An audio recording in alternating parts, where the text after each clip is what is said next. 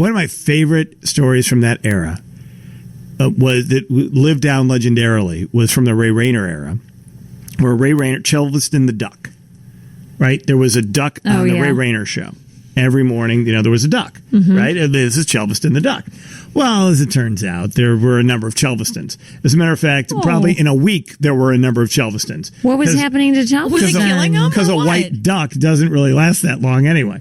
So, because the duck didn't live at Channel 9. The duck had to be moved. The duck belonged to, some sort of, duck on a service. farm maybe or something. Whatever. I don't know, whoever would so would deliver the duck. And what they would do is, Tom Skillet tells this story great. I heard this one night from Tom. I'm like shocked. You're kind of ruining a childhood memory for me. I know. So they had Chelveston delivered every morning at I think Ray Rayner went on the air at 6:30 or 6 or something like that in the morning. So I think the duck got there at 4:30 in the morning. Whatever the guy was who was the duck deliverer would deliver the duck in a cage to the Continental Broadcasting Company on Bradley Place, the northwest side of Chicago. And those garage doors. Right, the duck would be sitting there waiting.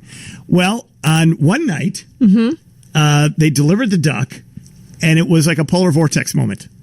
It was like a super, like in 1978, like super cold, night. And the intern who was responsible for going out and getting the duck. It wasn't me. It was not Judy. Did not get the duck until. And they literally it was that's sad. a ducksicle out.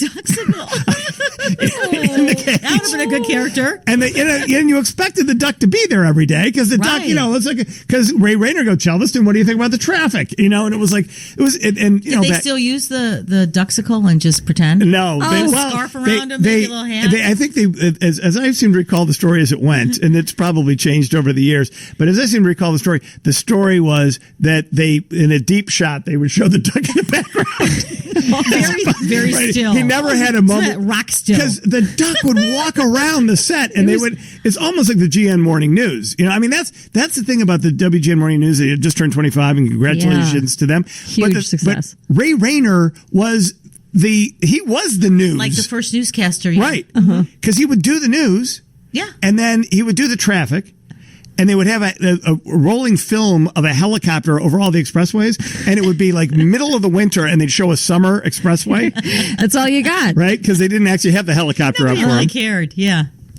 But that's how they did what they did, funny. And now that's it. So that the mornings on Channel 9 have always been this, kind of fun, storied, legendary thing.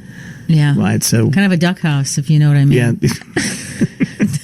It was very ducked up, I can tell you that. Oh, gee. But they went on without it. It was a different duck. Yes, there was that. And it was a different time, as we're learning from your experiences. Yeah. Some of the things that were okay then and not okay today. Oh, right. Not okay. No. That would not be okay. Even bringing probably a duck in a cage to a studio. No.